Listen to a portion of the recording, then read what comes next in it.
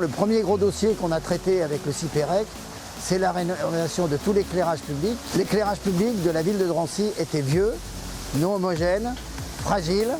C'est pour ça qu'on n'a pas eu d'autre alternative que de refaire en totalité, y compris commencer par les réseaux, les armoires et bien sûr le matériel. Le CIPEREC a financé à hauteur de 30% les opérations concernant l'éclairage public qui était une des priorités.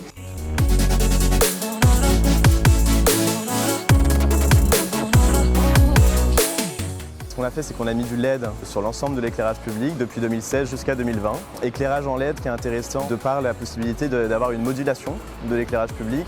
On peut par exemple baisser l'intensité lumineuse sur une partie où il n'y a pas forcément de besoin et au contraire l'augmenter sur des passages piétons.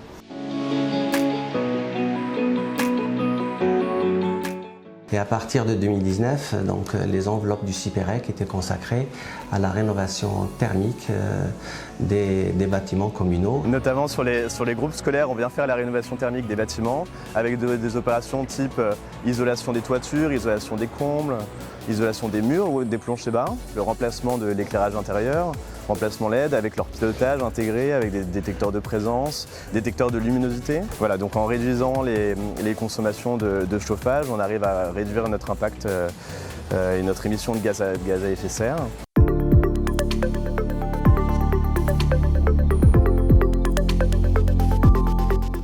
Le CIPEREC finance aussi les actions de sensibilisation de la maîtrise d'énergie. Depuis 2013, la conseillère en économie sociale et solidaire est en lien avec le CIPEREC pour mettre en place des actions de sensibilisation des publics les plus vulnérables, les plus fragiles, pour les aider à financer des factures lourdes en électricité et pour l'obtention aussi de lampes LED.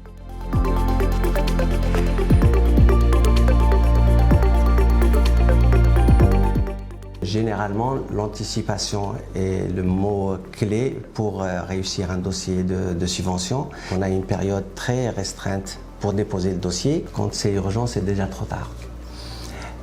Donc, je prévois à l'avance les appels à projets et avoir aussi les devis pour calculer les taux de financement.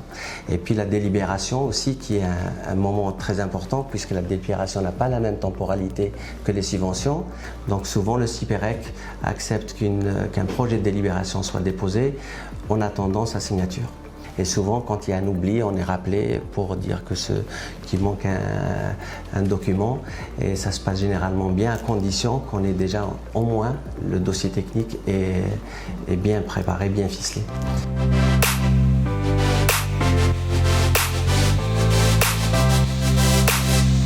La complexité, c'est de concilier les différents partenaires de manière à maximiser les aides publiques à 80%. Ils ont des temporalités différentes, donc il faut trouver à chaque fois un compromis pour réduire l'intervalle de confiance, c'est-à-dire le risque d'erreur, pour essayer de maximiser le montant de la subvention et le taux de subvention. Donc c'est cette contrainte qu'il faut à chaque fois anticiper.